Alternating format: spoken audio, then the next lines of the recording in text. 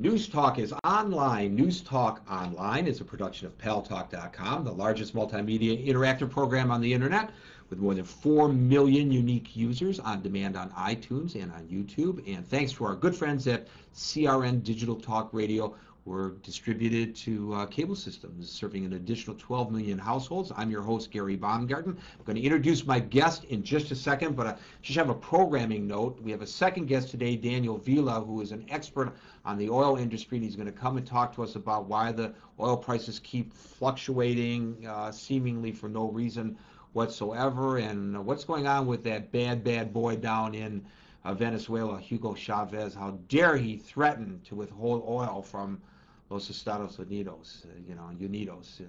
We cannot allow for that to happen.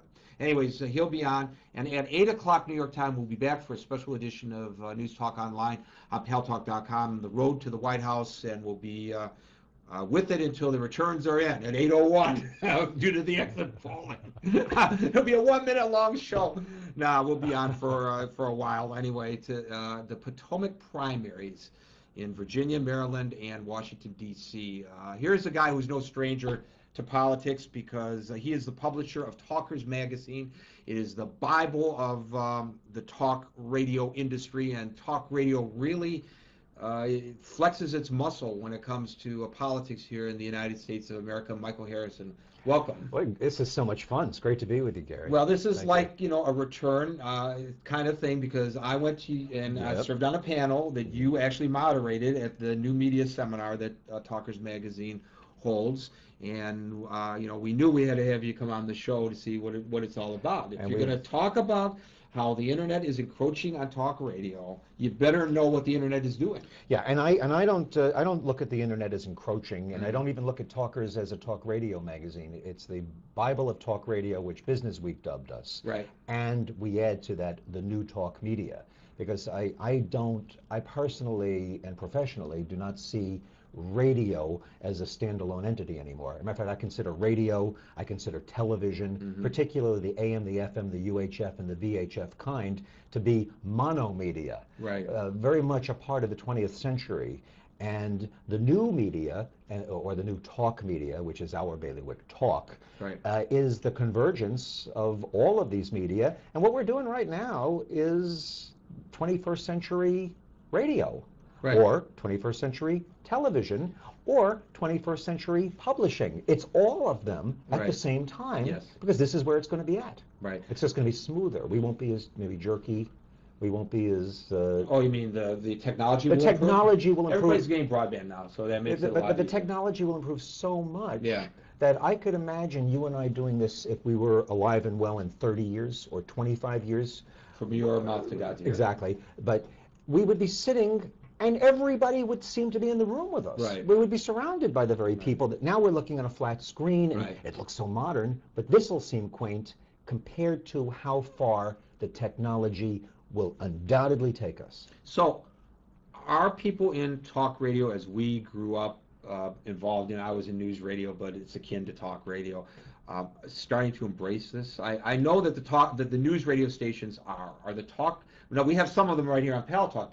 All of Radio America is now on. They're embracing it because they're not so much into radio as they're into communications. Right. Their goal is to have their program, meaning them, out there. Right. The only people who should be against this, ironically, are the ones who are supporting it the most, and those are people who hold licenses for AM stations, for FM stations, for UHF stations, and VHF stations. They are the only people, or companies, or firms, or entities that have something to lose by the internet.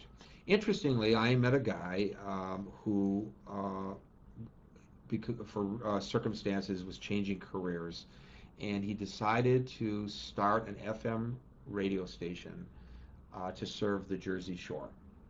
So he went to get a license and a stick and all that, and he found out that's a very expensive proposition. Right. So somebody suggested to him, why don't you do it over the internet? So what the guy did is he created a studio, a very nice studio, in the basement of his house in Middletown, New Jersey, along the Jersey Shore, along the bay actually, and he started doing this thing called Jersey Coast Radio. And he hired one person as a salesperson to go and knock on doors of the local businesses, and he was super serving the communities that he was familiar with in selling advertising. But he put together such a great mix of music that people all around the world started to listen to him. And somebody on Madison Avenue that represents people who want to advertise on the internet from around the world contacted him. Right. And said, hey, we know you got one person who's knocking on doors and trying to get the pizzeria to play your music off their computer in the pizzeria, and you're running contests and all that kind of stuff, just like terrestrial radio has done for years so very well. But now we got people in Denmark, in England, right, in Germany who want to advertise on your little radio station. Great story. Yes. And there's a lot to be learned from this. Because you often hear, well, radio certainly can serve the local community, like, well, so could the internet. And you could have a website that is geared to the Jersey Shore or to Springfield, Massachusetts, which is where we're based, or this street in Manhattan, and locally serve that community while you have a worldwide audience watching. People sometimes like to see what's going on in a community that's not theirs, and watch from the grandstand, watch from the bleachers. And as transient as we are, we'd like to see what it's like back home. Right. So exactly. So the whole idea that, well, if you're broadcasting to the Jersey Shore, nobody else would be interested, is ridiculous. But he does not have to super serve the rest of the world.